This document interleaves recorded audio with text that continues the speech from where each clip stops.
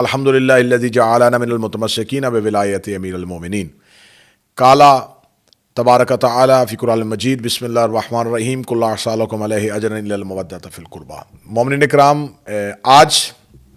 ہم جس سلسلے میں آپ کی خدمت میں حاضر ہوئے ہیں، جیسا کہ آپ جانتے ہیں کہ 8 شوال المکرم پوری دنیا میں یوم انہدام جنت البقیع کے عنوان کے ساتھ جناب سیدہ صلوات اللہ علیہا اور اہل بیت علیہم السلام سے عقیدت اور محبت رکھنے والے جو ہیں وہ اپنا احتجاج ریکارڈ کرواتے ہیں. مدینہ رسول اکرم صلی اللہ علیہ وآلہ وسلم نے سکونت اختیار کی جب ہجرت کی اور مکہ کو چھوڑا، اپنے آبائی وطن کو چھوڑا اور مدینہ آئے. مدینہ کو سرکار رسالت مآب صلی اللہ علیہ وآلہ وسلم نے پہلی اسلامی فلاحی ریاست کے طور پہ ایک معاشرے کی تشکیل دی. یہ وہی مدینہ تھا جسے امن کی جگہ قرار دیا گیا. یہ وہی مدینہ تھا جسے رسول نے اپنے دور میں پسے ہوئے لوگوں کا، جن کا معاشی استحصال ہو گیا تھا، انہیں عزت کے ساتھ زندگی دی اور پھر اسلام جو ہے وہ پھیلنا شروع ہوا. یہی مدینہ تو رسول تھا جہاں رسالت مآب صلی اللہ علیہ وآلہ وسلم اپنی اہل بیت، اپنے خانوادہ، اپنے خاندان کے ساتھ زندگی گزار رہے تھے. بعد از رسول اہل بیت علیہم السلام پر، رسول کے خانوادہ پر، رسول کے خاندان پر ایک بہت بڑی مصیبت ڈھائی گئی. جناب سیدہ صلوات اللہ علیہا کی مظلومیت، امام حسن علیہ السلام کی شہادت، امیر المومنین علیہ السلام کی شہادت، یہ سارے وہ عنوان ہیں جو رسالت مآب صلی اللہ علیہ وآلہ وسلم کی زندگی کے بعد ہمیں دیکھنے کو ملتے ہیں. اہل بیت سے محبت کا دعویٰ رکھنے والوں نے اس دعوے کو کھوکھلا کیا، لیکن حقیقت کو جاننے کی کوشش نہیں کی کہ آخر اہل بیت علیہم السلام کے ساتھ امت کی دشمنی کی وجہ کیا تھی. وہ کیا اسباب تھے جس کی وجہ سے رسول سے محبت کا دعویٰ کرنے والوں نے رسول کی اولاد کے ساتھ اپنی محبت کا حق ادا نہیں کیا. اسلام تو پھیل گیا، کلمہ تو پڑھ لیا گیا، دین اسلام پر کاربند تو ہو گئے، نماز تو رسول سے سیکھ لی، اللہ کی اطاعت تو کرنی شروع کر دی. لیکن افسوس صد افسوس کہ رسول اکرم صلی اللہ علیہ وآلہ وسلم نے بحکم قرآن جس اہل بیت سے مودت کا حکم دیا تھا، جس قربا سے مودت کا حکم دیا تھا، اس کا حق ادا نہیں ہو سکا. یہی وجہ ہے کہ مدینہ تو رسول میں، روضہ رسول کے پہلو میں، وہ ایک تاریخی قبرستان جو اسلام سے پہلے بقیع غرقد کے نام سے مشہور تھا، لیکن رسالت مآب کے خانوادہ کے ان شخصیات کے مدفن ہونے کے بعد یہی بقیع جنت ہو گیا. جنت البقیع کو مسمار کر دیا گیا، جنت البقیع کو منہدم کر دیا گیا. یہ کب ہوا؟ جب 1220 میں 3 سال تک کا مدینے کا محاصرہ ہوا، اور 1220 میں اس محاصرے میں قبور آئمہ علیہم السلام، قبور اہل بیت، قبور ازواج نبی، قبور صحابہ پیغمبر، ان کو منہدم کر دیا گیا. لیکن پھر 1227 کو جب دوبارہ عثمانی سلطنت یہاں پر قابض ہوئے اور ان کے 30ویں امیر محمود دوم نے یہاں پر آ کے جنت البقیع کی تعمیر کا دوبارہ آغاز کیا. اور 1234 میں پھر یہ 1220 میں جن کو منہدم کر دیا گیا تھا، 1234 میں ان قبروں کو دوبارہ تعمیر کیا گیا. لیکن پھر ایسا ہوا کہ یہی سلسلہ آگے بڑھتا بڑھتا جب آگے گیا تو پھر 1344 8 شوال المکرم 21 اپریل 1925 کو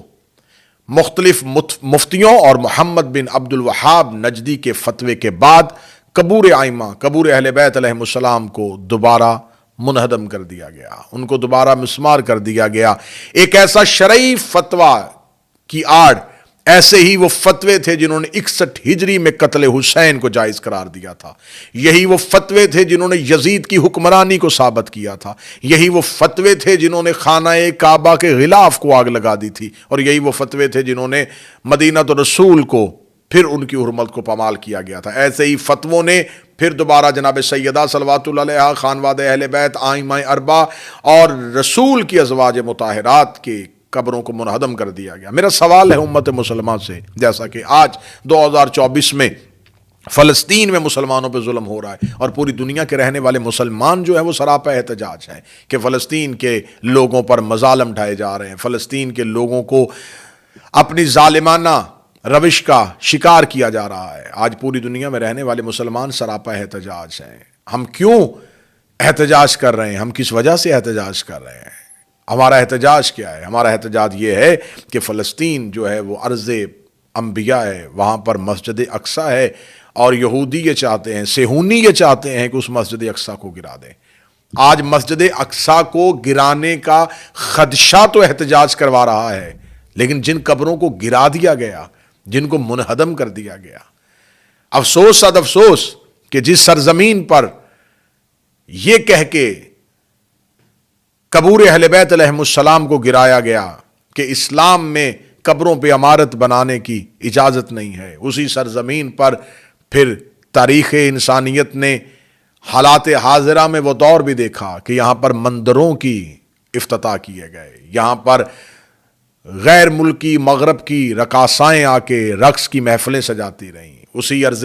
پاک کو، اسی حجاز مقدس کو جہاں سیدہ صلوات اللہ علیہا کا نام لینے کی اجازت نہیں تھی، جہاں اہل بیت کا نام لینے کی اجازت نہیں تھی، وہاں پر دنیا کا کون سا ایسا گھنونا فعل ہے جو وہاں پر نہ ہوا۔ آج ہم سراپا احتجاج ہیں 8 شوال المکرم، اس عنوان کے ساتھ کہ آج ہی کا وہ دن تھا جس دن ایک جھوٹے فتوے کی آڑ لے کر اہل بیت علیہم السلام کے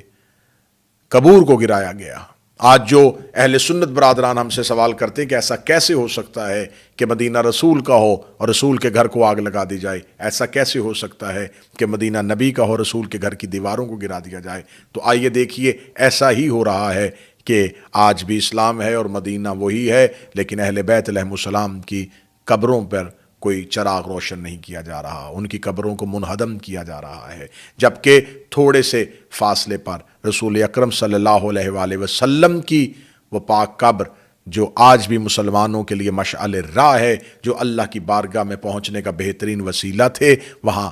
دعا کے ہاتھ اٹھانے کی اجازت نہیں ہے۔ مکہ المکرمہ میں ابراہیم علیہ السلام کے قدموں کے نشان تو موجود ہیں، وہ پتھر تو موجود ہے، وہ تمام نشانیاں تو محفوظ رکھی ہوئی ہیں اور وہ رکھی جانی چاہیے، لیکن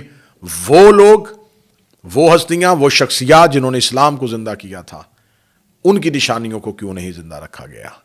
لہٰذا ہمارا احتجاج ہے، ہمارا سوال ہے امت مسلمان سے کہ آج 8 شوال کو ہم پوری دنیا سے یہ سوال کرتے ہیں کہ جناب سیدہ اہل بیت علیہم السلام کے قبور کو جو گرایا گیا اس کی وجہ کیا تھی؟ ان کو دوبارہ تعمیر کیا جائے، جنت البقیع کو دوبارہ تعمیر کیا جائے، روضہ سیدہ کو دوبارہ بنایا جائے، آئمہ کے روضوں کو دوبارہ بنایا جائے، اور صرف وہاں پر شیعوں کے آئمہ کی نہیں، وہاں پر 70,000 اصحاب پیغمبر کی قبور ہیں، وہاں پر رسول اکرم کی بیویوں کی قبر ہیں، وہاں پر حضرت فاطمہ بنت اسد جناب امیر المومنین کی والدہ کی قبر ہے، وہاں پر جناب حضرت عباس ابن عبد المطلب کی قبر ہے، وہاں پر آل ابی طالب ہے، وہاں پر آل جعفر طیار ہے، وہاں پر ایسی مقتدر شخصیات ہیں کہ جن کی تاریخوں میں نظیر نہیں ملتی اور مثال نہیں ملتی۔ خداوند متعال ہمیں اہل بیت علیہم السلام سے محبت اور اہل بیت کے دشمنوں سے نفرت کا سلیقہ عطا فرمائے۔ السلام علیکم یا علی علیہ السلام۔